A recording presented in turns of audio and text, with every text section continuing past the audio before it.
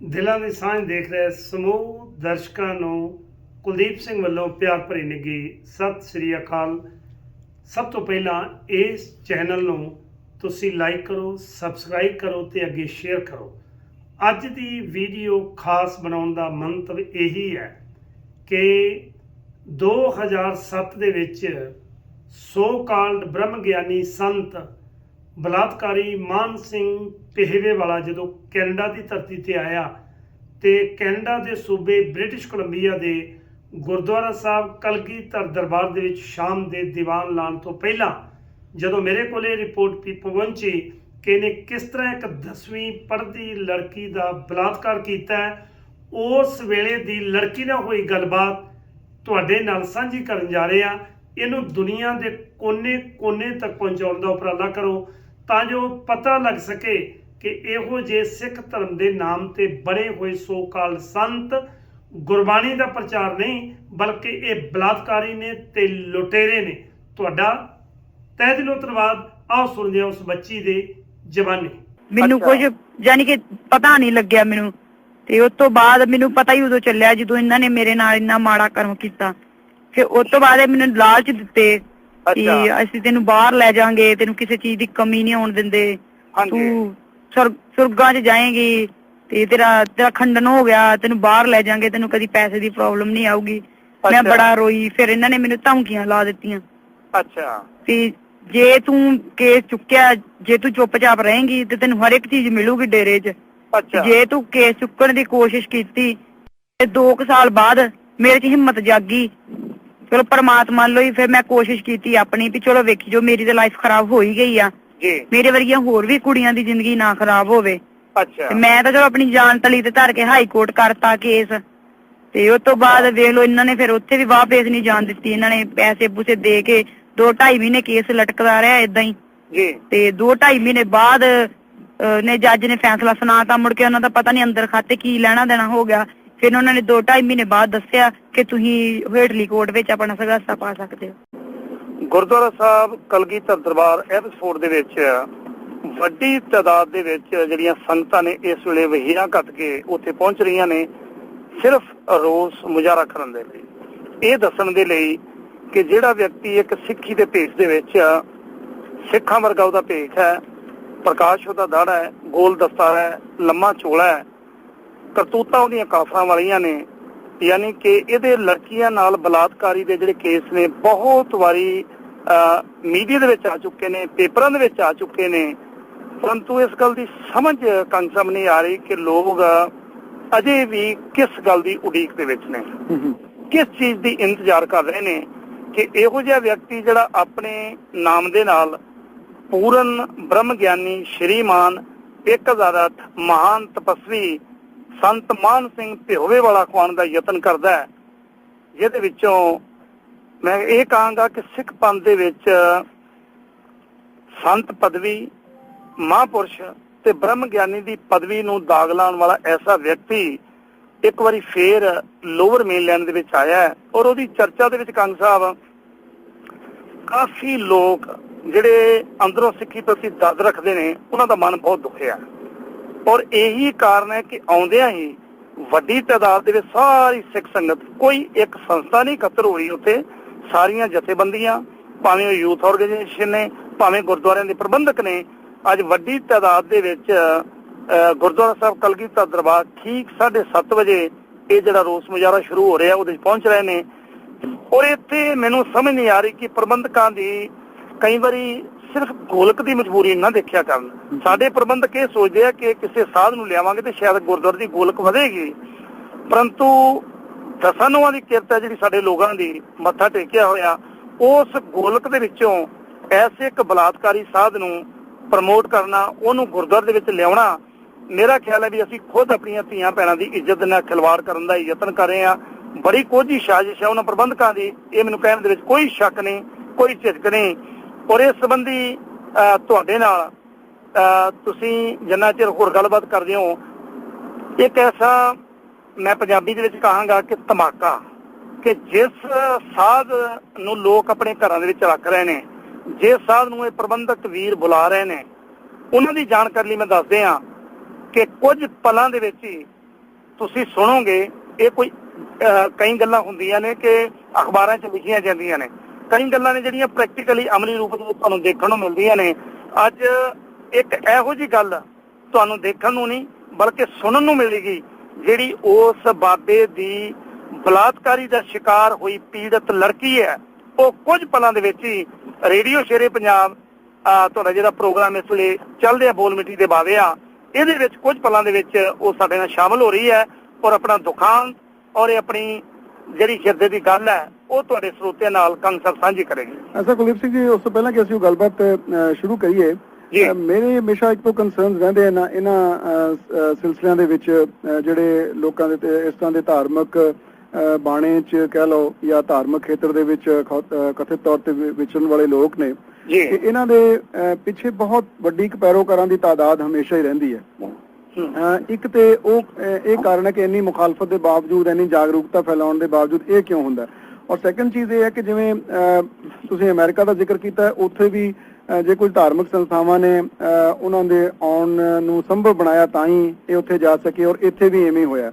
ਔਰ ਕੀ ਇਹ ਸੰਭਵ ਨਹੀਂ ਸੀ ਕਿ ਗੁਰਦੁਆਰਾ ਸਾਹਿਬ ਦੇ ਪ੍ਰਬੰਧਕਾਂ ਨਾਲ ਕੀ ਗੱਲਬਾਤ ਕੋਈ ਹੋਈ ਕਿ ਉਹ ਅਜਿਹਾ ਜਿਹੜਾ ਸਮਾਗਮ ਹੈ ਉਸ ਗੁਰਦੁਆਰਾ ਸਾਹਿਬ ਦੇ ਅਹਾਤੇ 'ਚ ਨਾ ਕਰਨ ਦੇਣ, ਤਾਂ ਕਿ ਉਹਦੇ ਨਾਲ ਜਿਹੜੀ ਇੰਨੀ એનર્ਜੀ ਲੱਗਣੀ ਹੈ, ਉੱਥੇ ਪ੍ਰੋਟੈਸਟ ਕਰਨ ਵਾਸਤੇ ਲੋਕਾਂ ਨੂੰ ਜਾਣਾ ਪੈਣਾ, ਇਸ ਮੁਲਕ ਦੇ ਵਿੱਚ ਵਕਤ ਬੜਾ ਕੀਮਤੀ ਹੈ, ਸੋ ਉਹ ਸਾਰਾ ਜਿਹੜਾ ਐਫਰਟ ਉਹ ਬਚ ਸਕਦਾ ਸੀ ਕਿ ਉਹ ਜਿਹੜੇ ਸਾਧਨ ਜਾਂ ਕਹਿ ਲਓ ਉਹ ਯਤਨ ਕਾਮਯਾਬ ਨਹੀਂ ਹੋ ਸਕੇ, ਕਿ ਐਸੇ ਯਤਨ ਕੁਝ ਕੀਤੇ ਗਏ?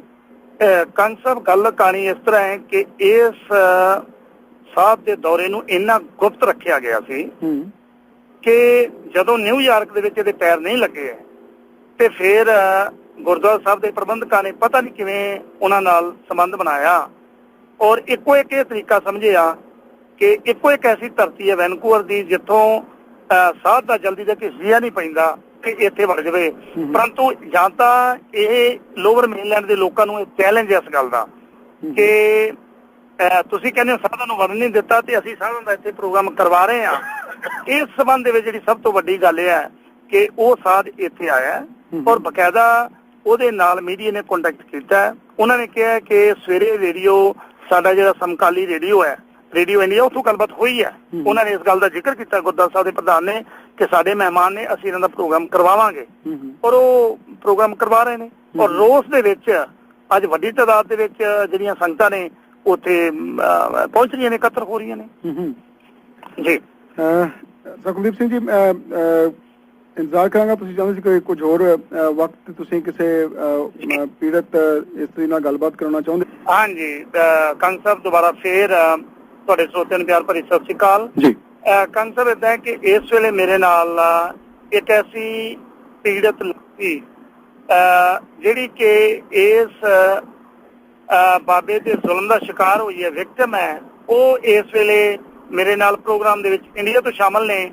ਪਰੰਤੂ ਸਾਡੇ ਸਰੋਤਿਆਂ ਨੂੰ ਪਤਾ ਹੈ ਕਿ ਇਹ ਇਕੱਲੀ ਇੱਕ ਲੜਕੀ ਨਹੀਂ ਬਲਕਿ ਹੋਰ ਬਹੁਤ ਇਹੋ ਜਿਹੀਆਂ ਲੜਕੀਆਂ ਨੇ ਜਿਨ੍ਹਾਂ ਦਾ ਮੈਂ ਨਾਮ ਇਸ ਵੇਲੇ ਏਅਰ ਦੇ ਉੱਤੇ ਅਨਾਉਂਸ ਨਹੀਂ ਕਰ ਸਕਦਾ। ਉਹਦਾ ਕਾਰਨ ਹੈ ਸਾਰਿਆਂ ਨੂੰ ਪਤਾ ਹੈ, ਕਿਉਂਕਿ ਬਹੁਤੀਆਂ ਲੜਕੀਆਂ ਨੇ ਜਿਹੜੀਆਂ ਇਸ ਵੇਲੇ ਸ਼ਾਦੀशुदा ਹੋ ਚੁੱਕੀਆਂ ਨੇ, ਇਸ ਕਰਕੇ ਉਹ ਆਪਣੇ ਪਰਿਵਾਰ ਨੂੰ ਨਹੀਂ ਵਿਗਾੜਨਾ ਚਾਹੁੰਦੀਆਂ ਔਰ ਕਿਸੇ ਤਰ੍ਹਾਂ ਦੀ ਕੋਈ ਮੁਸ਼ਕਲ ਦੇ ਵਿੱਚ ਨਹੀਂ ਪੈਣੀਆਂ ਚਾਹੁੰਦੀਆਂ। ਪਰੰਤੂ ਇਹਨਾਂ ਬਾਰੇ ਖਬਰ ਪਹਿਲਾਂ ਜਿਹੜਾ ਡਾਕਟਰ ਗੁਰਿੰਦਰ ਸਮਰਾ ਸੀ ਕਰਤਾਰਪੁਰ ਵਾਲਾ, ਉਹਨੇ ਇਹਨਾਂ ਦੇ ਨਾਮ ਤੇ ਚੰਡੀਗੜ੍ਹ ਦੇ ਵਿੱਚ ਜਿਹੜੀ ਪ੍ਰੈਸ ਕਾਨਫਰੰਸ ਕਰਵਾਈ ਸੀ ਬਕਾਇਦਾ ਦਿੱਤਾ ਸੀ। ਇਸ ਵੇਲੇ ਮੇਰੇ ਨਾਲ ਭੈਣ ਜੀ ਪ੍ਰੋਗਰਾਮ ਦੇ ਵਿੱਚ ਸ਼ਾਮਲ ਨੇ। ਭੈਣ ਜੀ, ਪ੍ਰੋਗਰਾਮ ਦੇ ਵਿੱਚ ਤੁਹਾਡਾ ਬਹੁਤ ਬਹੁਤ ਸਵਾਗਤ ਹੈ ਜੀ। ਸਤਿ ਸ਼੍ਰੀ ਅਕਾਲ। ਸਤਿ ਸ਼੍ਰੀ ਅਕਾਲ ਵੀਰ ਜੀ। ਭੈਣ ਜੀ, ਥੋੜਾ ਜਿਹਾ ਤੁਸੀਂ ਦੱਸੋਗੇ ਕਿ ਤੁਸੀਂ ਇਸ ਵੇਲੇ ਇੰਡੀਆ ਤੋਂ ਗੱਲ ਕਰ ਰਹੇ ਹੋ ਮੇਰੇ ਨਾਲ, ਥੋੜਾ ਜਿਹਾ ਦੱਸੋਗੇ ਕਿ ਕਦੋਂ ਤੋਂ ਮਾਨ ਸਿੰਘ ਭੇਵੇ ਵਾਲੇ ਨੂੰ ਤੁਸੀਂ ਜਾਣਦੇ ਹੋ ਜੀ? ਹਾਂਜੀ ਵੀਰ ਜੀ, ਮੈਨੂੰ ਜਾਣਦੀ ਨੂੰ 3-4 ਸਾਲ ਹੋ ਗਏ ਸੀਗੇ। ਮੈਂ ਸਨ 2006 ਤੋਂ ਜਾਣਦੇ ਸੀਗੇ। ਉਹਨਾਂ ਸਾਡੇ ਸ਼ਹਿਰ 'ਚ ਆਉਂਦੇ, ਪ੍ਰਚਾਰ ਕਰਨ ਆਉਂਦੇ ਸੀਗੇ, ਜਿਵੇਂ ਕੀਰਤਨ ਸਮਾਗਮ। ਹਾਂਜੀ। ਤੇ ਅਸੀਂ 1-2 ਵਾਰੀ ਸਮਾਗਮ ਸੁਣਿਆ ਉਹਨਾਂ ਦਾ। ਜਿਵੇਂ ਅਸੀਂ ਵੀ ਲੋਕਾਂ ਵਾਂਗੂ, ਭੋਲੇ ਭਾਲੇ ਲੋਕਾਂ ਵਾਂਗੂ, ਆਪਾਂ ਵੀ ਉਹਨਾਂ ਦੇ ਪ੍ਰਭਾਵਿਤ ਹੋ ਗਏ ਉਹਨਾਂ ਦੇ ਕੀਰਤਨ ਦੇ ਜੀ। ਤੇ ਅਸੀਂ ਵੀ ਉਹਨਾਂ ਦੇ ਡੇਰੇ ਤੇ ਆਉਣਾ ਜਾਣਾ ਸ਼ੁਰੂ ਕਰਤਾ। ਹਾਂਜੀ। ਤੇ ਥੋੜੀ ਦੇਰ ਬਾਅਦ ਮੇਰੀ ਮੰਮੀ ਬਾਹਰ ਲੰਗਰ ਪਕਾਉਂਦੇ ਪਏ ਸੀਗੇ ਤੇ ਮੈਂ ਪੋਚੇ ਲਾਈ ਜਾਂਦੀ ਸੀ ਉਹਨਾਂ ਦੇ ਦਰਵਾਜ਼ੇ ਵਿੱਚ, ਤੇ ਉਹਨਾਂ ਨੇ ਆਪਣੇ ਸੇਵਕ ਨੂੰ ਕਿਹਾ ਕਿ ਕੁੜੀ ਨੂੰ ਅੰਦਰ ਬੁਲਾਓ। ਤੇ ਅਸੀਂ ਬੜੇ ਖੁਸ਼ ਹੋਏ ਵੀ ਚਲੋ ਬਾਬਾ ਜੀ ਨੇ ਸਾਨੂੰ ਬੁਲਾਇਆ, ਸਾਡੀ ਵੀ ਕਿਸਮਤ ਜਾਗੀ, ਬਾਬਾ ਜੀ ਨੇ ਸਾਨੂੰ ਬੁਲਾਇਆ। ਜੀ ਤੇ ਫਿਰ ਉਹਨਾਂ ਨੇ ਅੰਦਰ ਬੁਲਾ ਕੇ ਉਹਨਾਂ ਨੇ ਬਿਠਾਇਆ ਮੈਨੂੰ, ਕਹਿੰਦੇ ਤੇਲ ਲਾ ਦੇ ਮੇਰੇ ਸਿਰ ਵਿੱਚ। ਅੱਛਾ ਤੇ ਮੈਂ ਉਹਨਾਂ ਦੇ ਸਿਰ 'ਚ ਤੇਲ ਲਾਉਣ ਲੱਗੀ, ਵਾਲ ਖਿਲਾਰ ਕੇ ਬੈਠੀ ਸੀਗੇ, ਵਾਲ ਵੂਲ ਧੋ ਕੇ। ਅੱਛਾ ਤੇ ਫਿਰ ਉਹਨਾਂ ਨੇ ਆਪਣੇ ਸੇਵਕ ਨੂੰ ਕਿਹਾ ਕਿ ਦੁੱਧ ਲੈ ਆਓ, ਦੁੱਧ ਦੇ ਗਲਾਸ। ਤੇ ਫਿਰ ਉਹਨਾਂ ਨੇ ਦੁੱਧ ਲੈਣ ਦਾ, ਤੇ ਫਿਰ ਪਤਾ ਨਹੀਂ ਜੀ ਉਹਨਾਂ ਨੇ ਮੈਨੂੰ ਕੀ ਪਾਤਾ, ਪ੍ਰਮਾਤਮਾ ਹੀ ਜਾਣੇ। ਮੈਨੂੰ ਕੁਝ ਜਾਨੀ ਕਿ ਪਤਾ ਨਹੀਂ ਲੱਗਿਆ ਮੈਨੂੰ। ਤੇ ਉਸ ਤੋਂ ਬਾਅਦ ਮੈਨੂੰ ਪਤਾ ਹੀ ਉਦੋਂ ਚੱਲਿਆ ਜਦੋਂ ਇਹਨਾਂ ਨੇ ਮੇਰੇ ਨਾਲ ਇੰਨਾ ਮਾੜਾ ਕਰਮ ਕੀਤਾ।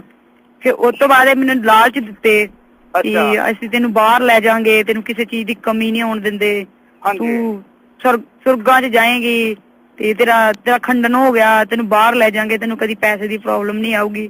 ਮੈਂ ਬੜਾ ਰੋਈ। ਫਿਰ ਇਹਨਾਂ ਨੇ ਮੈਨੂੰ ਧਮਕੀਆਂ ਲਾ ਦਿੱਤੀਆਂ। ਅੱਛਾ ਵੀ ਜੇ ਤੂੰ ਕੇਸ ਚੁੱਕਿਆ, ਜੇ ਤੂੰ ਚੁੱਪਚਾਪ ਰਹੇਂਗੀ ਤੇ ਤੈਨੂੰ ਹਰ ਇੱਕ ਚੀਜ਼ ਮਿਲੂਗੀ ਡੇਰੇ 'ਚ। ਜੇ ਤੂੰ ਕੇਸ ਚੁੱਕਣ ਦੀ ਕੋਸ਼ਿਸ਼ ਕੀਤੀ ਤੇ 2 ਸਾਲ ਬਾਅਦ ਮੇਰੇ 'ਚ ਹਿੰਮਤ ਜਾਗੀ। ਚਲੋ ਪਰਮਾਤਮਾ ਵੱਲੋਂ ਹੀ ਫਿਰ ਮੈਂ ਕੋਸ਼ਿਸ਼ ਕੀਤੀ ਆਪਣੀ ਵੀ ਚਲੋ ਵੇਖੀ ਜੋ, ਮੇਰੀ ਤਾਂ ਲਾਈਫ ਖਰਾਬ ਹੋ ਹੀ ਗਈ ਆ, ਮੇਰੇ ਵਰਗੀਆਂ ਹੋਰ ਵੀ ਕੁੜੀਆਂ ਦੀ ਜ਼ਿੰਦਗੀ ਨਾ ਖਰਾਬ ਹੋਵੇ। ਤੇ ਮੈਂ ਤਾਂ ਚਲੋ ਆਪਣੀ ਜਾਨ ਤਲੀ ਤੇ ਧਰ ਕੇ ਹਾਈ ਕੋਰਟ ਕਰਤਾ ਕੇਸ। ਤੇ ਉਸ ਤੋਂ ਬਾਅਦ ਵੇਖ ਲਓ ਇਹਨਾਂ ਨੇ ਫਿਰ ਉੱਥੇ ਵੀ ਵਾਹ ਪੇਸ਼ ਨਹੀਂ ਜਾਣ ਦਿੱਤੀ। ਇਹਨਾਂ ਨੇ ਪੈਸੇ ਪੂਸੇ ਦੇ ਕੇ 2-2.5 ਮਹੀਨੇ ਕੇਸ ਲਟਕਦਾ ਰਿਹਾ ਏਦਾਂ ਹੀ। ਤੇ 2-2.5 ਮਹੀਨੇ ਬਾਅਦ ਨੇ ਜੱਜ ਨੇ ਫੈਸਲਾ ਸੁਣਾਤਾ। ਮੁੜ ਕੇ ਉਹਨਾਂ ਦਾ ਪਤਾ ਨਹੀਂ ਅੰਦਰ ਖਾਤੇ ਕੀ ਲੈਣਾ ਦੇਣਾ ਹੋ ਗਿਆ। ਫਿਰ ਉਹਨਾਂ ਨੇ 2-2.5 ਮਹੀਨੇ ਬਾਅਦ ਦੱਸਿਆ ਕਿ ਤੁਸੀਂ ਹੇਠਲੀ ਕੋਰਟ ਵਿੱਚ ਆਪਣਾ ਸਗਾਸਾ ਪਾ ਸਕਦੇ ਹੋ। ਜੀ ਇਹ ਜਦੋਂ ਤੁਹਾਨੂੰ ਭੈਣ ਜੀ ਦੁੱਧ ਦੇ ਵਿੱਚ ਕੋਈ ਚੀਜ਼ ਇਹਨੇ ਪਿਲਾਈ ਤੇ ਅੰਦਰ ਕੇਸ ਖਿਲਾਰ ਕੇ ਬੈਠਾ ਸੀ ਔਰ ਤੁਹਾਨੂੰ ਕਿਹਾ ਕਿ ਤੁਸੀਂ ਮੇਰੇ ਸਿਰ ਦੇ ਵਿੱਚ ਤੇਲ ਪਾ ਦਿਓ, ਤੇ ਉਸ ਤੋਂ ਬਾਅਦ ਦੁੱਧ ਪਿਲਾਉਣ ਤੋਂ ਬਾਅਦ ਤੁਹਾਡੇ ਨਾਲ ਇਸ ਬੰਦੇ ਨੇ ਕੁਕਰਮ ਕੀਤਾ, ਤੁਹਾਨੂੰ ਇਸ ਦਾ ਕਦੋਂ ਪਤਾ ਲੱਗਾ? ਬਾਅਦ ਵਿੱਚ ਮੈਨੂੰ ਪਤਾ ਲੱਗਿਆ ਜਦੋਂ ਮੇਰਾ ਦਿਮਾਗ ਥੋੜਾ ਜਿਹਾ ਹੋਇਆ ਨਾ, ਉਹ ਪਤਾ ਨਹੀਂ ਕੀ ਪਾਤਾ ਉਹਨਾਂ ਨੇ ਵਿੱਚ। ਉਹਦਾ ਸੇਵਕ ਦਰਵਾਜ਼ਾ ਢੋ ਕੇ ਚਲੇ ਗਿਆ। ਉਸ ਤੋਂ ਬਾਅਦ ਫਿਰ ਇਹਨਾਂ ਨੇ ਮੈਨੂੰ ਬਾਅਦ ਵਿੱਚ ਪਤਾ ਲੱਗਿਆ, ਹੋਸ਼ ਆਈ। ਫਿਰ ਇਹਨੇ ਮੈਨੂੰ ਧਮਕੀਆਂ ਦੇਣੀਆਂ ਸ਼ੁਰੂ ਕਰ ਦਿੱਤੀਆਂ, ਲਾਲਚ ਵੀ ਦਿੱਤੇ ਮੈਨੂੰ ਬੜੇ। ਇਹਦੇ ਬਾਬਤ ਤੁਸੀਂ ਉੱਥੇ ਦੀਆਂ ਸੰਗਤਾਂ ਨੂੰ ਤੇ ਤੁਹਾਡੇ ਮਾਤਾ ਜੀ ਨੂੰ ਜ਼ਿਕਰ ਕੀਤਾ? ਹਾਂਜੀ, ਮੈਂ ਆਪਣੀ ਮੰਮੀ ਨੂੰ ਦੱਸਿਆ। ਤੇ ਉਹਨਾਂ ਨੇ ਕਿਹਾ ਵੀ ਜੇ ਤੁਸੀਂ ਦੂਜੇ ਲੋਕਾਂ ਵਿੱਚ ਦੱਸਿਆ, ਦੂਜੇ ਲੋਕਾਂ ਨੂੰ ਬਾਹਰ ਜਾ ਕੇ, ਤੁਹਾਨੂੰ ਵੱਢ ਦਾਂਗੇ, ਮਾਰ ਕੇ ਤੁਹਾਨੂੰ ਸੁੱਟ ਦਾਂਗੇ, ਸਾਡੀ ਕਿਸੇ ਨੇ ਬਾਤ ਨਹੀਂ ਪੁੱਛਣੀ, ਕੋਈ ਫਾਇਦਾ ਹੀ ਨਹੀਂ, ਤੁਹਾਨੂੰ ਚੁੱਪ ਇਹਦੋਂ ਵਧੀਆ ਤੁਸੀਂ ਚੁੱਪਚਾਪ ਹੀ ਰਹੋ। ਫਿਰ ਅਸੀਂ ਡਰਦੇ ਉੱਥੋਂ ਨਿਕਲ ਆਏ, ਰਾਤ ਹੀ ਨਿਕਲ ਆਏ ਆਪਾਂ ਉੱਥੋਂ ਡੇਰੇ ਤੋਂ ਸ਼ਾਮੀ ਪਈ। ਅੱਛਾ, ਇਸ ਤੋਂ ਇਲਾਵਾ ਭੈਣ ਜੀ ਤੁਹਾਡੇ ਸੰਪਰਕ ਦੇ ਵਿੱਚ ਹੋਰ ਵੀ ਕੋਈ ਕੁੜੀ ਆਈ ਜਦੋਂ ਤੁਸੀਂ ਕੋਰਟ ਦੇ ਵਿੱਚ ਕੇਸ ਕੀਤਾ? ਹੋਰ ਕਿੰਨੀਆਂ ਕੁ ਕੁੜੀਆਂ ਜਿਨ੍ਹਾਂ ਨਾਲ ਤੁਹਾਡਾ ਸੰਪਰਕ ਹੋਇਆ, ਜਿਨ੍ਹਾਂ ਨਾਲ ਇਹਨੇ ਬਲਾਤਕਾਰ ਕੀਤਾ ਹੈ ਜੀ? ਹਾਂਜੀ ਵੀਰ ਜੀ, ਮੇਰਾ ਹੌਸਲਾ ਦੇਖ ਕੇ ਫਿਰ ਹੋਰ ਵੀ 5-6 ਕੁੜੀਆਂ ਆਈਆਂ। ਕੋਈ ਉੜੀਸਾ ਦੀ ਕੁੜੀ ਸੀਗੀ, ਕੋਈ ਇੱਧਰ ਰਾਜਸਥਾਨ ਦੀ ਕੁੜੀ ਸੀਗੀ, ਯਾਨੀ ਕਿ 5-6 ਕੁੜੀਆਂ ਆਈਆਂ। ਹੋਰ ਵੀ ਕੁੜੀਆਂ ਆਉਣ ਵਾਲੀਆਂ ਸੀ, ਪਰ ਪਤਾ ਨਹੀਂ ਇਹਨਾਂ ਨੇ ਕਹਿਤਾ ਵੀ ਉਹ ਗਾਇਬ ਹੋ ਗਈਆਂ, ਜਾਂ ਉਹਨਾਂ ਨੇ ਗੱਡੀ ਵਿੱਚੋਂ ਹੀ ਉਹਨੂੰ ਆਉਣ ਨਹੀਂ ਦਿੱਤਾ, ਜਾਂ ਕੁਛ ਵੀ ਲਾ ਲਓ, ਪਤਾ ਨਹੀਂ ਅੱਗੇ ਨਹੀਂ ਪਹੁੰਚੀਆਂ। 5-7 ਕੁੜੀਆਂ ਤਾਂ ਮੇਰੇ ਸਾਹਮਣੇ ਆਈਆਂ ਜੀ।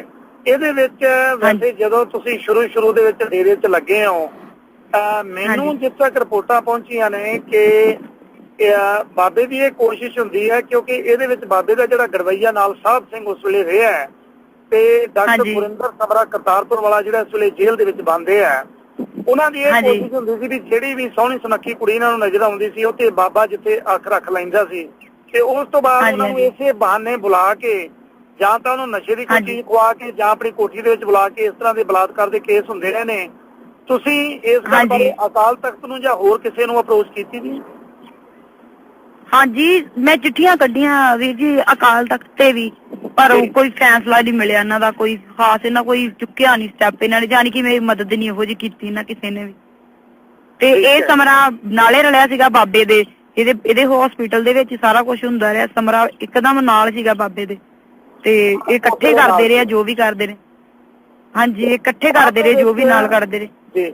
ਬਾਅਦ ਦੇ ਵਿੱਚ ਭੈਣ ਜੀ ਸਮਰਾ ਪਹਿਲਾਂ ਤਾਂ ਇਹਦੇ ਅਗੇਂਸਟ ਬਿਆਨ ਦਿੰਦਾ ਰਿਹਾ, ਇਹ ਵੀ ਦੱਸਦਾ ਰਿਹਾ ਕਿ ਜਦੋਂ ਰਾਜਸਥਾਨ ਮੇਰੇ ਕੋਲ ਆਇਆ ਬਾਬਾ ਤੇ ਮੈਂ 80,000 ਰੁਪਇਆ, ਮੈਨੂੰ ਵੈਸੇ ਸੰਗ ਆਉਂਦੀ ਹੈ ਇਹ ਗੱਲ ਇਹ ਦੇ ਉੱਤੇ ਕਹਿਣ ਲੱਗਿਆ ਕਿ 80,000 ਰੁਪਇਆ ਦੇ ਕੇ ਮੈਂ ਰਾਜਸਥਾਨ ਬਾਬੇ ਦੇ ਨਾਲ ਠਹਿਰਾਉਣ ਵਾਸਤੇ ਲਿਆਂਦੀ। ਇਸ ਤਰ੍ਹਾਂ ਦੇ ਕੁਕਰਮ ਉਹ ਆਪ ਕਰਾਉਂਦਾ ਰਿਹਾ। ਤੇ ਬਾਅਦ ਦੇ ਵਿੱਚ ਇੱਕਦਮ ਸਮਰੇ ਦਾ ਮੂਡ ਕਿਵੇਂ ਚੇਂਜ ਹੋ ਗਿਆ, ਇੱਕਦਮ ਇਹਦਾ ਸਿਧਾਂਤ ਕਿਵੇਂ ਚੇਂਜ ਹੋ ਗਿਆ, ਉਹ ਬਾਬੇ ਦੀਆਂ ਤਾਰੀਫਾਂ ਕਰਨ ਲੱਗ ਪਿਆ? ਬਾਅਦ ਵਿੱਚ ਕੀ ਕਾਰਨ ਸੀ? ਇਹ ਵੀਰ ਜੀ ਇੱਕ ਰੀਜਨ ਸੀਗਾ, ਜਿਵੇਂ ਉਹਨੇ ਪਹਿਲਾਂ ਉਹਦੇ ਵੱਲ ਦੀ ਗੱਲ ਕੀਤੀ, ਉਸ ਤੋਂ ਬਾਅਦ ਫਿਰ ਉਹਨੇ ਕੁੜੀਆਂ ਵੱਲ ਦੀ ਗੱਲ ਤਾਂ ਕੀਤੀ। ਫਿਰ ਉਹਨੇ ਆਪਣੇ ਮੂੰਹੋਂ ਮੈਨੂੰ ਕਿਹਾ ਕਿ ਮੈਨੂੰ ਕਿਹਾ ਵੀ ਤੁਸੀਂ ਨਾ ਇਹ ਕੇਸ ਚੁੱਕ ਕੇ ਰੱਖੋ, ਆਪਾਂ ਬਾਬੇ ਕੋਲ 1 ਕਰੋੜ ਰੁਪਈਆ ਲੈਣਾ ਵਾ, ਸਾਨੂੰ ਕਰੋੜ ਰੁਪਈਆ ਦੇਣ ਡਿਆ ਵਾ, ਆਪਾਂ ਪੈਸੇ ਲੈ ਕੇ ਫਿਰ ਫੈਸਲਾ ਕਰਨਾ, ਤੇ ਤੁਸੀਂ ਏਦਾਂ ਮਤਲਬ ਮੈਨੂੰ ਕਾਲ ਕਰਦਾ ਰਿਹਾ ਉਹ। ਸੋ ਤੁਹਾਡੇ ਕਹਿਣ ਤੋਂ ਭਾਵ ਇਹ ਹੈ ਕਿ ਉਹ ਕਰੋੜਾਂ ਰੁਪਏ ਫਿਰ ਸਮਰਾ ਲੈ ਕੇ ਤੇ ਬਾਅਦ ਵਿੱਚ ਸਮਰੇ ਨੂੰ ਹੀ ਬਾਬੇ ਨੇ ਅੰਦਰ ਕਰਾ ਦਿੱਤਾ, ਮਤਲਬ ਕਿ ਇੰਨੀ ਬਾਬੇ ਦੀ ਉੱਥੇ ਤਾਕਤ ਹੈਗੀ ਹੈ। ਹਾਂਜੀ ਹਾਂਜੀ, ਬਹੁਤ ਉਹ ਹਾਈ ਕੋਰਟ ਤੋਂ ਕੇਸ ਰਫਾ ਦਫਾ ਕਰਵਾ ਸਕਦੇ ਆ। ਤੇ ਤੁਸੀਂ ਸੋਚੋ ਵੀ ਉਹ ਤੁਹਾਨੂੰ ਪਤਾ ਉਧਰ ਲੱਖਾਂ ਦੀ ਕਰੋੜਾਂ ਦੀ ਗੱਲ ਹੈ, ਇਹਨਾਂ ਨੇ ਲੋਕਾਂ ਗਰੀਬ ਲੋਕਾਂ ਨੂੰ ਆਪਣੇ ਝਾਂਸੇ 'ਚ ਲਿਆ ਕੇ ਗੁੰਮਰਾਹ ਕਰਕੇ ਉਹਨਾਂ ਦੀ ਬਸ ਕੁੜੀਆਂ ਦੀ ਇੱਜ਼ਤ ਨਾਲ ਖੇਡਣਾ ਤੇ ਪੈਸੇ ਇਕੱਠਾ ਕਰਨਾ, ਇਹੋ ਕੰਮ ਬਸ ਇਹਨਾਂ ਦਾ। ਮੈਂ ਇਹੋ ਕਹਿਣਾ ਚਾਹੂੰਗੀ ਕਿ ਤੁਸੀਂ ਇਹਨਾਂ ਦੇ ਚੋਲੇ ਤੇ ਨਾ ਜਾਇਓ, ਇਹਨਾਂ ਦੀ ਪੱਗ ਤੇ ਨਾ ਜਾਇਓ ਵੀ ਇਹ ਕੋਈ ਮਹਾਪੁਰਖ ਆ, ਕੋਈ ਅਕਾਲ ਪੁਰਖ ਹੈ, ਇਹ ਕੁਛ ਨਹੀਂ ਆ। ਇਹ ਸਿਰਫ ਜਿਹੜੀਆਂ ਸਰਕਾਰਾਂ ਏਜੰਸੀਆਂ ਉਹਨਾਂ ਨਾਲ ਮਿਲੇ ਹੋਏ ਆ, ਸਿਰਫ ਇਹਨਾਂ ਦਾ ਪੈਸੇ ਇਕੱਠੇ ਕਰਨ ਦਾ ਰੀਜ਼ਨ ਜੇ। ਤੇ ਮੈਂ ਇਹੋ ਕਹਿਣਾ ਚਾਹੂੰਗੀ ਵੀ ਜਿਹੜੀਆਂ ਕੁੜੀਆਂ ਹੁਣ ਵੀ ਡੇਰੇ ਤੇ ਆ ਉੱਥੇ, ਉਹ ਵੀ ਪਲੀਜ਼ ਆਪਣਾ ਜ਼ਮੀਰ ਜਗਾਉਣ, ਇੰਨਾ ਜ਼ਮੀਰ ਨਾ ਆਪਣਾ ਮਾਰਨ ਕਿ ਉੱਥੇ ਰਹਿ ਕੇ ਸਾਰਾ ਕੁਝ ਹੁਣ ਵੀ ਹੁੰਦਾ ਪਿਆ, ਹੁਣ ਵੀ ਹੁੰਦਾ ਵਾ ਵੀ ਇੰਨਾ ਜ਼ਮੀਰ ਨਾ ਆਪਣਾ ਖਤਮ ਕਰਨ, ਕਿ ਆਪਣੀ ਸਿੱਖੀ ਨੂੰ ਨਾ ਖਤਮ ਕਰਨ, ਤੇ ਉੱਥੋਂ ਆਪਣਾ ਨਿਕਲ ਆਉਣ ਉੱਥੋਂ ਡੇਰੇ ਤੋਂ। ਹੁਣ ਵੀ ਮੈਂ ਕਹੂੰਗੀ ਭੈਣ ਜੀ ਮੈਂ ਤੁਹਾਡਾ ਬੜਾ ਰਿਣੀ ਆ। ਸਰ ਕੁਲਦੀਪ ਸਿੰਘ ਜੀ, ਮੈਂ ਇੱਕ ਦੋ ਸਵਾਲਾਂ ਤੇ ਤੁਸੀਂ ਇਜਾਜ਼ਤ ਦਿਓ ਤਾਂ ਮੈਂ ਵੀ ਪੁੱਛਣਾ ਚਾਹਾਂਗਾ। ਜ਼ਰੂਰ ਪੁੱਛ ਲਓ ਕੰਗ ਸਾਹਿਬ। ਹਾਂਜੀ ਦੀਪਾ ਜੀ, ਇੱਕ ਤਾਂ ਮੈਂ ਜਾਣਨਾ ਚਾਹੁੰਦਾ ਕਿ ਜਿਸ ਵੇਲੇ ਤੁਹਾਡੇ ਨਾਲ ਇਹ ਘਟਨਾ ਵਾਪਰੀ ਕਿੰਨੀ ਏਜ ਸੀ ਤੁਹਾਡੀ ਉਸ ਵੇਲੇ, ਹੁਣ ਕਿੰਨੀ ਹੈ? ਵੀਰ ਜੀ ਹੁਣ ਮੇਰੀ ਹੈਗੀ ਆ 22 ਦੀ ਜੀ। ਤੇ 3 ਸਾਲ ਪਹਿਲਾਂ ਦਾ ਵਾਕਿਆ 2006 ਦੀ। ਹਾਂਜੀ 2006 ਦੀ ਗੱਲ। ਤੁਹਾਡੀ ਕਿਹਨੇ ਇਮਦਾਦ ਕੀਤੀ ਹਾਈ ਕੋਰਟ ਤੱਕ ਪਹੁੰਚਣ ਵਾਸਤੇ? ਹਾਂਜੀ ਮੈਨੂੰ ਤਾਂ ਇਹਨਾਂ ਨੇ, ਮੈਂ ਹਾਈ ਕੋਰਟ ਗਈ ਆਪਣੀ ਮੰਮੀ ਨੂੰ ਲੈ ਕੇ, ਵਕੀਲ ਨਾਲ ਗੱਲ ਕੀਤੀ, ਉਹਨਾਂ ਨੇ। ਕੌਣ ਵਕੀਲ ਸਾਹਿਬ ਸੀ ਤੁਹਾਡੇ? ਵਕੀਲ ਸੀਗੀ ਮੇਰੀ ਬਲਜੀਤ ਮਾਨ। ਬਲਜੀਤ ਮਾਨ ਤੁਹਾਡੇ ਵਕੀਲ ਸੀਗੇ। ਉਹਨਾਂ ਨੇ ਤੁਹਾਨੂੰ ਇਹ ਦੱਸਿਆ ਕਿਉਂਕਿ ਆਮ ਤੌਰ ਤੇ ਜਿਹੜੀਆਂ ਇਸ ਤਰ੍ਹਾਂ ਦੀਆਂ ਇਸਤਗਾਸੇ ਨੇ ਲੋਅਰ ਕੋਰਟ 'ਚ ਕੀਤੇ ਜਾਂਦੇ ਆ, ਹਾਈ ਕੋਰਟ ਨੇ ਜਿੱਥੋਂ ਤੁਹਾਡੀ ਨਾਲ ਗੱਲ ਤੋਂ ਅੰਦਾਜ਼ਾ ਲਾਉਣਾ ਕਿ ਤੁਹਾਨੂੰ ਇਹੋ ਹੀ ਉਹਨਾਂ ਨੇ ਕਿਹਾ ਕਿ ਤੁਸੀਂ ਲੋਅਰ ਕੋਰਟ 'ਚ ਆਪਣਾ ਇਸਤਗਾਸਾ ਦਾਇਰ ਕਰੋ ਕਿਉਂਕਿ ਇਹਦੇ ਅਧਿਕਾਰ ਖੇਤਰ 'ਚ ਇਹ ਚੀਜ਼ ਆਉਂਦੀ ਹੈ, ਤੇ ਤੁਸੀਂ ਹੇਠਲੀ ਅਦਾਲਤ 'ਚ ਚਾਰਾਜੋਈ ਨਹੀਂ ਕੀਤੀ? ਕਿੱਦਾਂ ਵੀਰ ਜੀ? ਤੁਸੀਂ ਕਿਹਾ ਕਿ ਹਾਈ ਕੋਰਟ ਨੇ ਤੁਹਾਨੂੰ ਇਹ ਫੈਸਲਾ ਦਿੱਤਾ ਕਿ ਤੁਸੀਂ ਹੇਠਲੀ ਅਦਾਲਤ ਜਾ ਕੇ ਚਾਰਾਜੋਈ ਕਰੋ, ਉੱਥੇ ਇਸਤਗਾਸਾ ਦਾਇਰ ਕਰੋ ਆਪਣਾ। ਹਾਂਜੀ ਹਾਈ ਕੋਰਟ ਦਾ ਇਹੋ ਹੀ ਫੈਸਲਾ ਆਇਆ? ਹਾਂਜੀ ਫੈਸਲਾ ਆਇਆ। ਫੈਸਲਾ ਵੇਖੋ ਫਿਰ 1 ਮਹੀਨਾ ਪੂਰਾ ਲਟਕਦਾ ਰਿਹਾ, 2 ਦਿਨ ਦੀ ਤਰੀਕ ਪਾ ਦਿੰਦੇ ਰਹੇ, 10 ਦਿਨ ਦੀ ਤਰੀਕ ਪਾ ਦਿੰਦੇ ਰਹੇ। ਸਾਨੂੰ ਆਪ ਨੂੰ ਸਮਝ ਨਹੀਂ ਆਇਆ। ਇਹ ਤਾਂ ਜੁਡੀਸ਼ੀਅਲ ਸਿਸਟਮ 'ਚ ਹੁੰਦਾ ਹੀ ਹੈ, ਪਰ ਲੇਕਿਨ ਭਾਰਤ ਦਾ ਜਿਸ ਤਰ੍ਹਾਂ ਦਾ ਸਿਸਟਮ ਹੈ, ਲੇਕਿਨ ਤੁਸੀਂ ਫਿਰ ਹੇਠਲੀ ਅਦਾਲਤ 'ਚ ਇਸਤਗਾਸਾ ਨਹੀਂ ਕੀਤਾ? ਬਸ ਤੁਹਾਨੂੰ ਸੱਚੀ ਗੱਲ ਦੱਸਾਂ ਵੀਰ ਜੀ, ਪੈਸੇ ਦੀ ਬਹੁਤ ਪ੍ਰੋਬਲਮ। ਮੈਂ ਇੰਨੀ ਵੀ ਹੈਸੀਅਤ ਨਹੀਂ ਸਾਡੀ ਹੈਗੀ ਵੀ ਅਸੀਂ ਅੱਗੇ ਬੜੇ ਚੁੱਕ ਚੁਕਾ ਕੇ ਪੈਸੇ ਲਾਏ ਹਾਈ ਕੋਰਟ 'ਚ, ਤੇ ਇੰਨੀ ਨਹੀਂ ਹੈਸੀਅਤ ਹੈਗੀ ਵੀ ਪੈਸੇ ਲਾ ਕੇ ਮੈਂ ਇਸਤਗਾਸਾ ਕਰਾਂ। ਜਾਂ ਮੈਨੂੰ ਅਸਲ 'ਚ ਮੇਰਾ ਵੀ ਥੋੜਾ ਜਿਹਾ ਹੌਸਲਾ ਟੁੱਟ ਗਿਆ ਕਿ ਹਾਈ ਕੋਰਟ ਤੋਂ ਇਨਸਾਫ ਨਹੀਂ ਮਿਲਿਆ, ਤੇ ਮੈਂ ਥੱਲੇ ਵੀ ਕੀ ਕਰੂੰਗੀ ਹੁਣ, ਥੱਲੇ ਕੋਰਟ 'ਚ ਥੱਲੇ ਲੋਅਰ 'ਚ ਪਾ ਕੇ। ਨਹੀਂ, ਉਹਦੇ 'ਚ ਇੱਕ ਗੱਲ ਸਮਝਣ ਵਾਲੀ ਸੀ, ਤੁਹਾਡੇ ਵੈਸੇ ਵਕੀਲ ਸਾਹਿਬ ਨੂੰ ਤੁਹਾਨੂੰ ਇਹ ਗੱਲ ਦੱਸਣੀ ਚਾਹੀਦੀ ਸੀ ਕਿਉਂਕਿ ਜਿਸ ਅਦਾਲਤ ਦਾ ਅਧਿਕਾਰ ਖੇਤਰ ਹੁੰਦਾ ਕਿਉਂਕਿ ਅਦਾਲਤ ਦਾ ਕਾਨੂੰਨ ਦੇ ਮੁਤਾਬਕ ਚੱਲਦੀ ਹੈ, ਜੇ ਉਹ ਹੇਠਲੀ ਅਦਾਲਤ ਤੁਹਾਡੀ ਸੁਣਵਾਈ ਚੱਜ ਨਾਲ ਨਾ ਕਰੇ ਜਾਂ ਪੁਲਿਸ ਤੁਹਾਡੀ FIR ਦਰਜ ਨਾ ਕਰੇ, ਪਹਿਲਾਂ ਤੇ ਕੰਮ ਇਹ ਹੁੰਦਾ ਕਿ ਪੁਲਿਸ ਕੋਲ ਜਾ ਕੇ FIR ਦਰਜ ਕਰਨੀ ਚਾਹੀਦੀ ਹੈ। ਜੇਕਰ ਪੁਲਿਸ ਰਿਪੋਰਟ ਨਹੀਂ ਲਿਖਦੀ ਫਿਰ ਤੁਸੀਂ ਅਦਾਲਤ ਸਿੱਧਾ ਇਸਤਗਾਸਾ ਕਰ ਸਕਦੇ ਹੋ। ਜੇ ਅਦਾਲਤ 'ਚ ਇਸਤਗਾਸਾ ਤੇ ਹੋ ਜਾਂਦਾ, ਅਦਾਲਤ ਨਾ ਨਹੀਂ ਕਰਦੀ, ਉੱਥੇ ਫਿਰ ਸਬੂਤ ਦੇ ਲਿਹਾਜ਼ ਨਾਲ ਜਿੰਨਾ ਕੇਸ ਮਜ਼ਬੂਤ ਹੋਵੇ ਦਾ ਫੈਸਲਾ ਹੋ ਜਾਂਦਾ ਹੈ। ਲੇਕਿਨ ਤੁਸੀਂ ਹਾਈ ਕੋਰਟ 'ਚ ਹੀ ਗਏ, ਲੇਕਿਨ ਲੋਅਰ ਕੋਰਟ 'ਚ ਫਿਰ ਨਹੀਂ ਗਏ। ਹਾਂਜੀ ਨਹੀਂ, ਫਿਰ ਲੋਅਰ ਕੋਰਟ 'ਚ ਨਹੀਂ ਮੈਂ ਗਈ ਉਸ ਤੋਂ ਬਾਅਦ। ਇਹ ਵਾਕਿਆ ਕਿਸ ਡੇਰੇ ਦਾ ਜੀ, ਕਿਸ ਇਲਾਕੇ ਦੇ ਡੇਰੇ ਦਾ? ਇਹ ਜਿਹੜਾ ਢੀਂਡਸਾ ਡੇਰਾ ਨਹੀਂ ਜਲੰਧਰ ਕੋਲੇ? ਹਾਂਜੀ ਹਾਂਜੀ ਉੱਥੇ ਦਾ ਜੀ। ਉੱਥੇ ਦਾ ਹੈ। ਤੇ ਉਸ ਤੋਂ ਬਾਅਦ ਤੁਸੀਂ ਅਕਾਲ ਤਖਤ ਨੂੰ ਕੰਟੈਕਟ ਕੀਤਾ, ਚਿੱਠੀਆਂ ਲਿਖੀਆਂ ਜਾਂ ਤੁਸੀਂ ਮਿਲਣ ਦੀ ਪਰਸਨਲੀ? ਹਾਂਜੀ ਮੈਂ ਲੈਟਰ ਕੱਢੇ ਤੇ ਮੈਂ ਲੈਟਰ ਕੱਢਦੀ ਰਹੀ, ਲੇਕਿਨ ਤੁਹਾਨੂੰ ਕਿਸੇ ਚਿੱਠੀ ਦਾ ਜਵਾਬ ਨਹੀਂ ਆਇਆ? ਕਿਸੇ ਦਾ ਜਵਾਬ ਨਹੀਂ ਆਇਆ। ਉਹਨਾਂ ਨੇ ਕਿਹਾ ਵੀ ਇਹ ਉਹਨਾਂ ਹਾਈ ਕੋਰਟ ਦਾ ਫੈਸਲਾ ਵਾ ਤੇ ਕੋਰਟ ਨਾਲ ਹੀ ਇਹਦਾ ਫੈਸਲਾ ਹੋਊਗਾ, ਇਹੋ ਬਸ ਜਵਾਬ ਮਿਲਿਆ ਉਹਨਾਂ। ਪਰ ਹਾਈ ਕੋਰਟ ਨੇ ਤਾਂ ਕੋਈ ਫੈਸਲਾ ਨਹੀਂ ਸੀ ਦਿੱਤਾ। ਹਾਈ ਕੋਰਟ ਨੇ ਸਿਰਫ ਤੁਹਾਨੂੰ ਇੰਨਾ ਹੀ ਕਿਹਾ ਸੀ ਕਿ ਤੁਸੀਂ ਹੇਠਲੀ ਅਦਾਲਤ 'ਚ ਜਾਓ, ਹੈ ਨਾ? ਹਾਂਜੀ ਬਸ ਇੰਨਾ ਹੀ ਕਿਹਾ ਕਿ ਤੁਸੀਂ ਉੱਥੇ ਨਹੀਂ ਚੱਲਿਆ। ਹਾਂਜੀ ਨਹੀਂ, ਕੇਸ ਨਹੀਂ। ਇਹ ਮਾਮਲਾ ਮੈਂ ਥੋੜਾ ਜਿਹਾ ਤੁਹਾਨੂੰ ਸਪਸ਼ਟ ਕਰਦੇ ਹਾਂ ਕਿ ਜਦੋਂ ਜਥੇਦਾਰ ਵੇਦਾਂਤੀ ਇੱਥੇ ਗੁਰਦੁਆਰਾ ਦੁੱਖ ਨਿਵਾਰਨ ਦਾ ਉਦਘਾਟਨ ਕਰਨ ਆਏ ਸਨ ਤੇ ਇਹ ਸਵਾਲ ਸਾਰੇ ਮੀਡੀਆ ਸਾਹਮਣੇ ਮੈਂ ਉਹਨਾਂ ਨੂੰ ਪੁੱਛਿਆ ਸੀ, ਕਿਉਂਕਿ ਉਸ ਵੇਲੇ ਇਸ ਬੀਬੀ ਦਾ ਕੰਟੈਕਟ ਮੇਰੇ ਨਾਲ ਹੋਇਆ ਸੀ ਤੇ ਇਸੇ ਕਰਕੇ ਉਹਨਾਂ ਨੇ ਇਹਨਾਂ ਦਾ ਕੇਸ ਨਹੀਂ ਲਿਆ ਕਿ ਇਹ ਕੋਰਟ ਦੇ ਵਿੱਚ ਦੁਨਿਆਵੀ ਅਦਾਲਤ ਚਲੇ ਗਏ ਨੇ, ਇਸ ਕਰਕੇ ਅਕਾਲ ਤਖਤ ਦਾ ਫੈਸਲਾ ਨਹੀਂ ਹੋ ਸਕਦਾ। ਤੇ ਮੈਂ ਉਹਨਾਂ ਨੂੰ ਸਵਾਲ ਪੁੱਛਿਆ ਸੀ ਕਿ ਗੁਰਦਾਸਪੁਰੀ ਧਨਵੰਤ ਸਿੰਘ, ਉਹ ਜਿਹੜੀ ਨਾਬਾਲਗ ਬੱਚੀ ਨੇ ਬਲਾਤਕਾਰ ਕੀਤਾ ਧਨਵੰਤ ਸਿੰਘ ਨੇ, ਉਹ ਕੇਸ ਤੁਹਾਡੇ ਕੋਲ ਆਇਆ, ਤੁਸੀਂ ਉਹਦਾ ਕੋਈ ਫੈਸਲਾ ਨਹੀਂ ਕੀਤਾ? ਉਹ ਲੜਕੀ ਕੋਰਟ ਦੇ ਵਿੱਚ ਗਈ ਹੈ ਔਰ ਉਹਦੀ ਵਜ੍ਹਾ ਕਰਕੇ ਅੱਜ ਉਹ 10 ਸਾਲ ਦੇ ਲਈ ਜੇਲ੍ਹ ਦੇ ਵਿੱਚ ਬੰਦ ਹੈ। ਤੁਸੀਂ ਅਦਾਲਤ ਤੋਂ ਤੁਹਾਨੂੰ ਫੈਸਲਾ ਨਹੀਂ ਮਿਲਦਾ, ਇਹਨਾਂ ਲੋਕਾਂ ਕੋਲ ਪੈਸਾ ਹੈ। ਅਕਾਲ ਤਖਤ ਦੇ ਉੱਤੇ ਇੱਕ ਇਸ ਤਰ੍ਹਾਂ ਦੀ ਤਾਕਤ ਕਾਬਜ਼ ਹੈ ਜਿਨ੍ਹਾਂ ਨੂੰ ਸਾਧਾਂ ਦੀ ਇਹ ਗੱਲ ਮੰਨਣੀ ਪੈਂਦੀ ਹੈ, ਕਿਉਂਕਿ ਸਾਧਾਂ ਕੋਲ ਇੰਨਾ ਜ਼ਿਆਦਾ ਪੈਸਾ ਹੈ ਜੋ ਚਾਹ ਨੂੰ ਕਰਵਾ ਲੈਂਦੇ ਨੇ। ਮੇਰਾ ਖਿਆਲ ਹੈ ਵੀ ਇਹ ਦੁਖਾਂਤ ਕਹਾਣੀ ਜਿਹੜੀ ਸਾਡੇ ਸਤਿਕਾਰਯੋਗ ਭੈਣ ਜੀਆਂ ਨੇ ਦੱਸੀ ਹੈ, ਇਸ ਤੋਂ ਵੱਧ ਹੋਰ ਕੀ ਪ੍ਰੂਫ ਲੋਕਾਂ ਨੂੰ ਚਾਹੀਦਾ। ਜੇ ਅਜੇ ਵੀ ਚਾਹੁੰਦੇ ਨੇ ਕਿ ਆਪਣੇ ਆਪ ਆਪਣੇ ਘਰਾਂ 'ਚ ਬੁਲਾ ਕੇ, ਆਪਣੇ ਗੁਰਦੁਆਰਿਆਂ 'ਚ ਬੁਲਾ ਕੇ ਅਜੇ ਵੀ ਧੀ ਭੈਣਾਂ ਦੀ ਬੇਪਤੀ ਕਰਵਾਉਣੀ ਚਾਹੁੰਦੇ ਨੇ, ਤੇ ਫਿਰ ਇਹਨਾਂ ਨੂੰ ਮੁਬਾਰਕ ਹੈ। ਇਸ ਤੋਂ ਵੱਧ ਮੈਂ ਕੁਝ ਨਹੀਂ ਕਹਿ ਸਕਦਾ। ਕੰਗ ਬਹੁਤ ਬਹੁਤ ਧੰਨਵਾਦ ਜੀ। ਮਿਹਰਬਾਨੀ ਜੀ, ਸ਼ੁਕਰੀਆ। ਸ਼ੇਰ ਪੰਜਾਬ ਰੇਡੀਓ 1550 ਕਿਲੋਹਰਟਜ਼ ਪ੍ਰੋਗਰਾਮ ਬੋਲ ਮਿੱਟੀ ਦੇ ਬਾਅਦ ਵਿੱਚ ਆਪ ਸ਼ਾਮਿਲ ਹੋ ਜੀ। ਤੁਹਾਡੇ ਨਾਲ ਗੱਲਬਾਤ ਹੋਈ ਹੈ। ਮਾਨ ਸਿੰਘ ਪਹੋਵਾ ਇਸ ਇਲਾਕੇ 'ਚ ਆਏ ਨੇ ਔਰ ਐਬਸਫੋਰਡ ਦੇ ਗੁਰਦੁਆਰਾ ਸਾਹਿਬ ਦੇ ਵਿੱਚ ਉਹਨਾਂ ਦਾ ਸਮਾਗਮ ਹੋਣ ਦੀਆਂ ਜਿਹੜੀਆਂ ਖਬਰਾਂ ਨੇ, ਉਸ ਤੋਂ ਬਾਅਦ ਕੁਝ ਜਥੇਬੰਦੀਆਂ ਇਸ ਦਾ ਵਿਰੋਧ ਕਰ ਰਹੀਆਂ ਨੇ ਔਰ ਉਹ ਕਹਿੰਦੇ ਨੇ ਕਿ ਇਸ ਤਰ੍ਹਾਂ ਦੀ ਵਿਵਾਦਗ੍ਰਸਤ ਵਿਅਕਤੀ ਨੂੰ ਇਸ ਤਰ੍ਹਾਂ ਸਮਾਗਮ ਕਰਨ ਦੀ ਆਗਿਆ ਨਹੀਂ ਹੋਣੀ ਚਾਹੀਦੀ। ਔਰ ਸਰਦਾਰ ਕੁਲਦੀਪ ਸਿੰਘ ਦੇ ਮਾਧਿਅਮ ਦੇ ਨਾਲ ਮਾਨ ਸਿੰਘ ਪਹੋਵਾ ਵਾਲਿਆਂ ਦੇ ਕਥਿਤ ਸਰੀਰਕ ਸ਼ੋਸ਼ਣ ਦੀ ਸ਼ਿਕਾਰ ਇੱਕ ਬੀਬੀ ਦੇ ਨਾਲ ਤੁਹਾਡੀ ਗੱਲਬਾਤ ਵੀ ਕਰਾਈ ਗਈ ਹੈ ਔਰ ਉਹਨਾਂ ਨੇ ਦੱਸਿਆ ਕਿ ਉਹਨਾਂ ਨੇ ਕੁਝ ਕਾਨੂੰਨੀ ਚਾਰਾਜੋਈ ਕਰਨ ਦੀ ਕੋਸ਼ਿਸ਼ ਕੀਤੀ, ਲੇਕਿਨ ਮੁਕੰਮਲ ਤੌਰ ਤੇ ਉਹ ਕੁਝ ਆਰਥਿਕ ਕਾਰਨਾਂ ਕਰਕੇ ਜਾਂ ਕੁਝ ਹੋਰ ਵਜੂਹਾਤ ਕਰਕੇ ਇਸ ਮਾਮਲੇ ਨੂੰ ਕਿਸੇ ਲੌਜੀਕਲ ਕੰਕਲੂਜਨ ਤੱਕ ਨਹੀਂ ਲਿਜਾ ਸਕੇ ਔਰ ਜਿੱਥੋਂ ਤੱਕ ਅਕਾਲ ਤਖਤ ਸਾਹਿਬ ਦਾ ਸਬੰਧ ਹੈ ਉਹਦੇ ਵਿੱਚ ਵੀ ਉਹਨਾਂ ਨੂੰ ਖਤ ਲਿਖ ਕੇ ਕੋਸ਼ਿਸ਼ ਕੀਤੀ ਸੰਪਰਕ ਕਰਨ ਦੀ, ਲੇਕਿਨ ਗੱਲ ਨਹੀਂ ਬਣੀ। ਜ਼ਾਤੀ ਤੌਰ ਤੇ ਉਹਨਾਂ ਸੰਪਰਕ ਕਰਨ ਦਾ ਯਤਨ ਨਹੀਂ ਕੀਤਾ। ਸੋ ਇਸ ਤਰ੍ਹਾਂ ਦੀ ਕੁਝ ਗੱਲਾਂ ਨੇ ਔਰ ਜਿੱਥੇ ਤੱਕ ਇਹਦੀ ਲੀਗਲ ਐਸਪੈਕਟ ਦਾ ਸਵਾਲ ਹੈ ਉਹਦੇ 'ਚ ਹਾਈ ਕੋਰਟ ਦੀ ਸਿੱਧੀ ਜੁਰਿਸਡਿਕਸ਼ਨ ਇਹਨਾਂ ਮਾਮਲਿਆਂ 'ਚ ਬਣਿਆ ਨਹੀਂ ਕਰਦੀ। ਸੋ ਮੇਬੀ ਉਹਨਾਂ ਨੂੰ ਸ਼ਾਇਦ ਜਿਸ ਤਰ੍ਹਾਂ ਦੀ ਉਸ ਵੇਲੇ ਲੀਗਲ ਐਡਵਾਈਸ ਮਿਲੀ ਉਹਦੇ ਮੁਤਾਬਕ ਉਹਨਾਂ ਨੇ ਐਕਟ ਕੀਤਾ, ਲੇਕਿਨ ਅਦਾਲਤ ਨੇ ਫੈਸਲਾ ਮੈਰਿਟ ਸੇ ਨਹੀਂ ਦਿੱਤਾ। ਹਾਈ ਕੋਰਟ ਦੀ ਅਦਾਲਤ ਨੇ ਹਾਈ ਕੋਰਟ ਨੇ ਫੈਸਲਾ ਇਹ ਦਿੱਤਾ, ਸਿਰਫ ਜੁਰਿਸਡਿਕਸ਼ਨ ਦੇ ਪੁਆਇੰਟ ਤੇ ਉਹਨਾਂ ਨੇ ਫੈਸਲਾ ਦਿੱਤਾ ਕਿ ਇਹ ਲੋਅਰ ਅਦਾਲਤ ਦੇ ਅਧਿਕਾਰ ਖੇਤਰ 'ਚ ਆਉਂਦਾ। ਤੁਸੀਂ ਆਮ ਤੌਰ ਤੇ ਵੈਸੇ ਵੀ ਖਬਰਾਂ 'ਚ ਪੜ੍ਹਦੇ ਰਹਿੰਦੇ ਹੋ ਚੀਜ਼ਾਂ ਕਿ ਕਈ ਦਫਾ ਜਿਹੜੇ ਸਿਆਸੀ ਵਿਅਕਤੀ ਨੇ ਉਹ ਆਪਣੀ ਕਿਸੇ ਜ਼ਮਾਨਤ ਵਾਸਤੇ ਜਾਂ ਹੋਰ ਇਸ ਤਰ੍ਹਾਂ ਦੇ ਆਪਣੀ ਪੇਸ਼ਬੰਦੀ ਵਾਸਤੇ ਹਾਈ ਕੋਰਟ 'ਚ ਅਪਰੋਚ ਕਰਦੇ ਨੇ।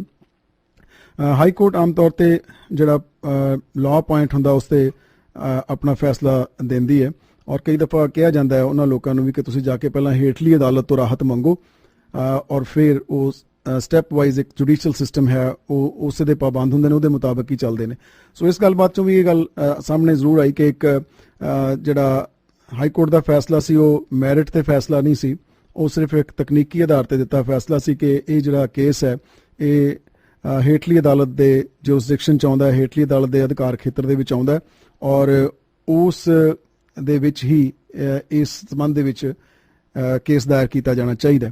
ਲੇਕਿਨ ਉਹ ਆਪਣੀਆਂ ਮਜਬੂਰੀਆਂ ਦੇ ਤਹਿਤ, ਜਿਸ ਤਰ੍ਹਾਂ ਇਸ ਬੀਬੀ ਨੇ ਐਕਸਪਲੇਨ ਕੀਤਾ ਹੈ, ਕਿ ਉਹ ਫਿਰ ਫਰਦਰ ਕਾਨੂੰਨੀ ਚਾਰਾ ਜੋ ਇਸ ਮਾਮਲੇ 'ਚ ਨਹੀਂ ਕਰ ਸਕੇ। ਸੋ ਲਿਹਾਜ਼ਾ ਕਾਨੂੰਨੀ ਨੁਕਤਾ ਨਿਗਾਹ ਤੋਂ ਇਹ ਕੇਸ ਕਿਸੇ ਸਿਰੇ ਕੰਢੇ ਨਹੀਂ ਲੱਗਿਆ ਔਰ ਧਾਰਮਿਕ ਨੁਕਤਾ ਨਿਗਾਹ ਤੋਂ ਜਿੱਥੇ ਤੱਕ ਉਹਨਾਂ ਨੇ ਦੱਸਿਆ ਕਿ ਉਹਨਾਂ ਨੇ ਅਕਾਲ ਤਖਤ ਸਾਹਿਬ ਦੀ ਮੁਦਾਖਲਤ ਇਸ ਮਾਮਲੇ ਦੇ ਵਿੱਚ ਇਮਦਾਦ ਮੰਗਣ ਦੀ ਕੋਸ਼ਿਸ਼ ਕੀਤੀ, ਲੇਕਿਨ ਉਸ ਸੰਬੰਧ ਵਿੱਚ ਵੀ ਕੋਈ ਕਾਮਯਾਬੀ ਹਾਸਲ ਨਹੀਂ ਹੋ ਸਕੀ। ਸੋ ਮੈਂ ਕਿਸੇ ਵੀ ਹੋਰ ਟਿੱਪਣੀ ਤੋਂ ਗੁਰੇਜ਼ ਕਰਦਾ ਹੋਇਆ ਇਹ ਸਭ ਆਪ ਤੇ ਛੱਡਦਾ ਕਿ ਤੁਸੀਂ ਇਸ ਸਾਰੇ ਮਾਮਲੇ ਤੋਂ ਜਿਸ ਤਰ੍ਹਾਂ ਦਾ ਵੀ ਕੋਈ ਨਿਸ਼ਕਰਸ਼ ਆਪਣੇ ਹਿਸਾਬ ਨਾਲ ਕੱਢਣਾ ਚਾਹੋ, ਨੇ ਸ਼ਬਦਾਂ ਦੀ ਚੋਣ ਔਰ ਜ਼ਬਤ 'ਚ ਰਹਿ ਕੇ ਜ਼ਰੂਰ ਗੱਲਬਾਤ ਕਰੋ, ਲੇਕਿਨ ਕਰਿਓ ਥੋੜੀ ਜਿਹੀ ਮੁਖਤਸਰ ਤਾਂ ਕਿ ਸਾਰਿਆਂ ਨੂੰ ਸ਼ਾਮਿਲ ਵੀ ਕਰ ਸਕੀਏ ਔਰ ਅਸੀਂ ਵਕਤ ਸਿਰ ਇਸ ਵਿਸ਼ੇ ਨੂੰ ਸਮੇਟ ਸਕੀਏ ਜੀ।